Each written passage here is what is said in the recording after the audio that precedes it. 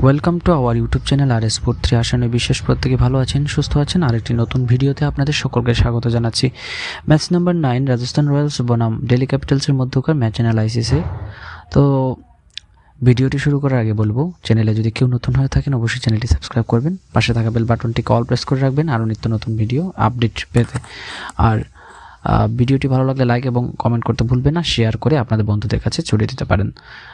তো আমি প্রথমেই বলি, যারা টিম বানিয়ে থাকেন আপনারা ড্রিম 11 কিংবা মাই 11-এ, আপনাদের জন্য আবারও বলি স্ট্যাটসগুলো কিন্তু ভীষণ ইম্পর্ট্যান্ট হয়ে থাকে, পরিসংখ্যানগুলো ইম্পর্ট্যান্ট হয়ে থাকে। এগুলোর উপর ভিত্তি করে অনেকে টিম বানিয়ে থাকেন, তাই স্ট্যাটসগুলো আপনাদের বিশেষ দরকার। তাই এগুলো আপনার ভালো করে মনোযোগ সহকারে শুনবেন এবং এগুলো আপনারা কাজে লাগাতে পারেন। তাহলে চলুন বন্ধুরা কথা বলবো। প্রথমে বলি ব্রডকাস্টের কথা। প্রতিনিয়ত প্রতিবারের মতো লাইভ ব্রডকাস্ট হচ্ছে আর স্টার স্পোর্টস নেটওয়ার্ক, যেখানে বাংলা, হিন্দি, ইংলিশ বিভিন্ন ভাষায় আপনারা দেখতে পাচ্ছেন এবং জিও সিনেমায় অ্যান্ড্রয়েড ফোনের মাধ্যমে দেখতে পাচ্ছেন ফ্রিতে। আর যে খেলাটি অনুষ্ঠিত হবে 7:30 PM রাজস্থানের হোম গ্রাউন্ড, অর্থাৎ গতকালকে আমরা দেখেছি সানরাইজার্স হায়দ্রাবাদ তার হোম গ্রাউন্ডে যে জেতার, অর্থাৎ আইপিএলে টানা 8টি ম্যাচ, এই মৌসুমের 8টি ম্যাচই হোম গ্রাউন্ডে জেতার ধারাবাহিকতা কিন্তু সানরাইজার্স হায়দ্রাবাদ কালকে ধরে রাখলো। অর্থাৎ এরই পাশাপাশি ইতিহাসে সবচেয়ে বেশি রান আইপিএলের সেটাও কিন্তু ছুঁয়ে ফেললো। আগে যা ছিল পুনে ওয়ারিয়ার্সের বিরুদ্ধে, যেটি করেছিলেন আরসিবি 263, সেটা গতকালকে ভেঙে একেবারেই চুরমার করে 277 রান করে।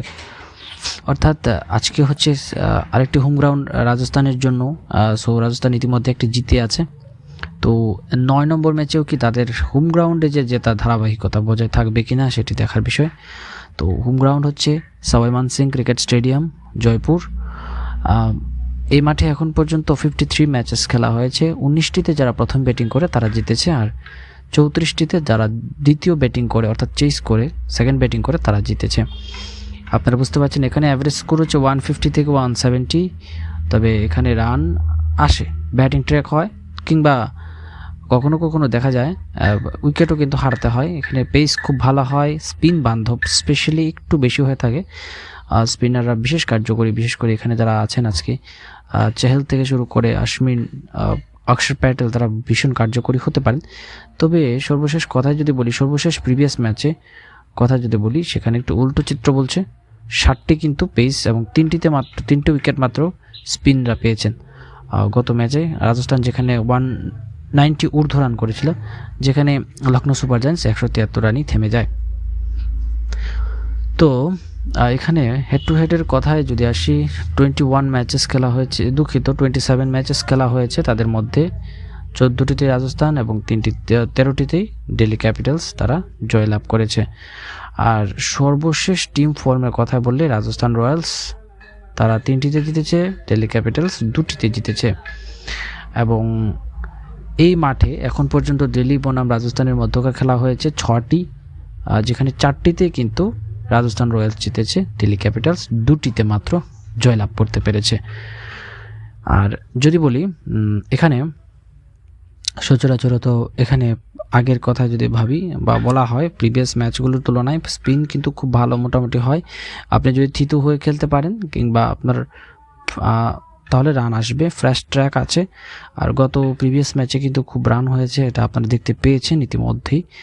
আর সেটাই হচ্ছে দুর্দান্ত ফর্মেও রয়েছেন অনেক ক্রিকেটাররা, বিশেষ করে সঞ্জু স্যামসনের 82 ফর্মে থাকা। তবে গত ম্যাচে রান তেমন পাননি জয়সওয়াল এবং বাটলার, তারা কিন্তু দুর্দান্ত ফর্মে রয়েছেন, অবশ্যই রান আসতেই পারে। এখানে হোম গ্রাউন্ড, এখানে এই গ্রাউন্ডে বাটলার খুব ভালো রান 341 রান ইতিমধ্যে করে ফেলেছেন 9টি ম্যাচে। ঋষভ পান্ত আছেন সবচেয়ে উপরে, 9টি ম্যাচে 355। তো একেবারেই দুর্দান্ত একটা ম্যাচ হতে যাচ্ছে, বলার অপেক্ষা রাখে না, ঠিক আছে।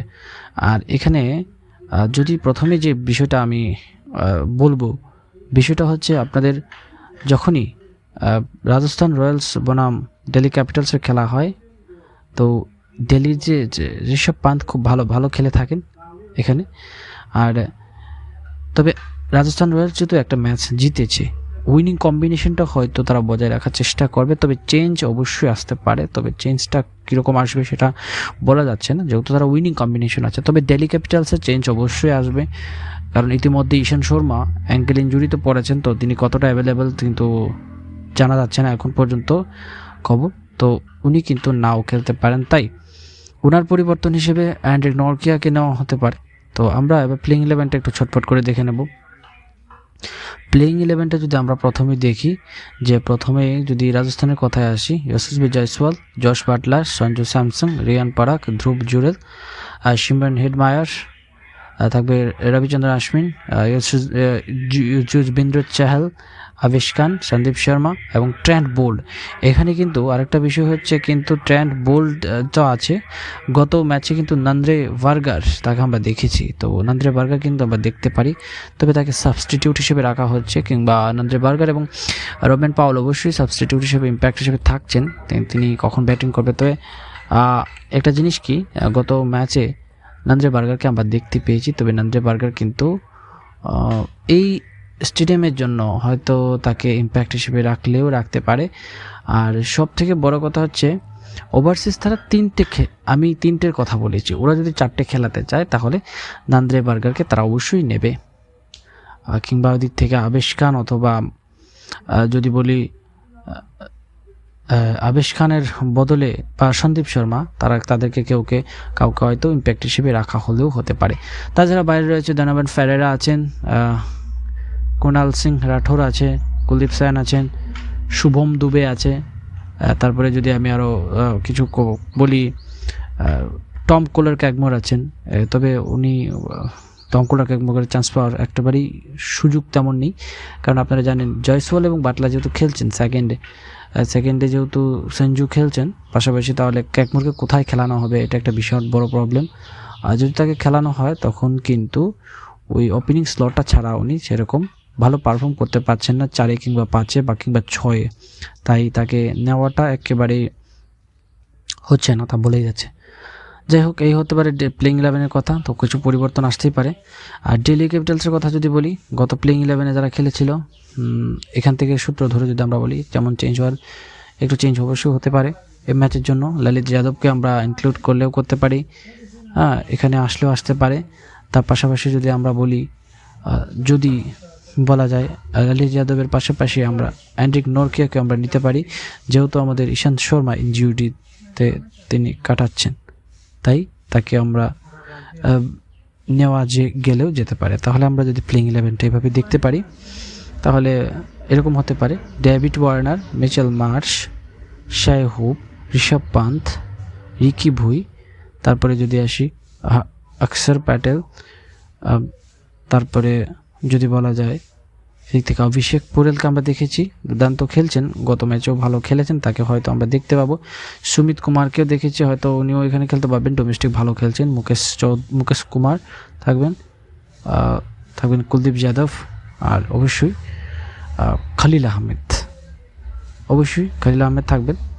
আর পাশাপাশি আমরা যদি এর কথা বলি, বাইরের যদি বলি, যেটা অ্যান্ড্রিক নরকিয়ার বলা হয়নি, তো অ্যান্ড্রিক নরকিয়া ওনাকে যদি নিতে হয় হয়তো তাকে সাবস্টিটিউট হিসেবে রাখা হতে পারে, কিংবা ওভারসিজ হিসেবে যদি তাকে খেলানো হয়, David Warner, Mitchell Marsh, Shai hope. গত ম্যাচে আমরা ট্রিস্টান স্টাফকেও কিন্তু আমরা দেখেছি, তো ট্রিস্টান স্টাফ তেমন কিছু সুবিধা করতে পারেননি এখন পর্যন্ত, তার IPL-এ সেরকম রেকর্ডও নেই। তাকে যদি বাদ দিয়ে খেলানো হয়, তার জায়গায় অ্যান্ড্রিক নরকিয়া যদি আসে, তাহলে সুমিত কুমার কিংবা অভিষেক পোরেল কাউকে হয়তো বাদ যেতে হবে, তখন সেই জায়গায় হয়তো ইনক্লুড করা হবে সে অ্যান্ড্রিক নরকিয়া। তবে ঈশান্ত শর্মার গত ম্যাচে যে ইম্প্যাক্ট আছে, ইম্প্যাক্টটা অবশ্যই তার স্কোয়াড হিসেবে তো অ্যান্ড্রিক নরকিয়া ঢুকছে, কিন্তু অ্যান্ড্রিক নরকিয়া কি নামতে পারবে কিনা সেটা হচ্ছে একটা বিশাল বড় প্রশ্ন। তারা যদি একটি ওভারসিজ বোলার খেলাতে চায়, তাহলে অবশ্যই একটা ক্রিকেটার, অর্থাৎ যেটা ইন্ডিয়ান ক্রিকেটার, তাদেরকে বাদ দিতে হবে, কিংবা তাদেরকে বাদ করতে হবে। আর তাছাড়া যদি আমি আসি, যদি বলা যায় যে বাইরে যারা রয়েছেন, পৃথ্বী শো আছেন, এই ক্রিকেটারটি হ্যান্ডি ক্রিকেটার, রিকি হোস্টেল আছেন, ভালো ক্রিকেটার। ইয়াস ডোলের কিন্তু ভালো রেকর্ড আছে এই মাঠে, খুব ভালো। এবং স্পেশালি যদি আমরা বলি যে ঋষভ পান্থ, যদিও তিনি খেলছেন, তার স্পেশালিটি, তার সবথেকে বেশি তার রেকর্ড এখানে ভালো, এবং তিনি সচরাচর রাজস্থানের বিরুদ্ধেই তিনি সবসময় বেশি রান করে থাকেন। আর এক্ষেত্রে সেটাই হচ্ছে বিষয়। যাই হোক, পরিবর্তন তেমন আশা কোনো ইনক্লুড আমরা দেখছি না, তবে ললিত যাদবকে আজকে খেলানো হতেও পারে। তো প্লেইং 11 এখনও যেহেতু আমরা ডিক্লেয়ার হয়নি বলতে পারছি না, যেহেতু এই মাঠের জন্য ললিত যাদব অবশ্যই বেস্ট হতেই পারেন। তো আপনারা অবশ্যই বিবেচনা করে সব কিছু দেখে টসের পর আবার টিমটা দেখে নেবেন। আগে টিম বানিয়ে রাখতে পারেন, অবশ্যই টসের পরে আপনারা টিম দেখতে পারেন। তো এই ছিল এখনকার মতো আপডেট। তো সবাই ভালো থাকবেন, সুস্থ থাকবেন, আরও নতুন নতুন ভিডিও পেতে আমাদের চ্যানেলের সঙ্গে থাকবেন। আর ভিডিওটি ভালো লাগলে লাইক এবং কমেন্ট করতে ভুলবেন না। দেখা হচ্ছে আবার খুব তাড়াতাড়ি আরেকটি নতুন ভিডিওতে।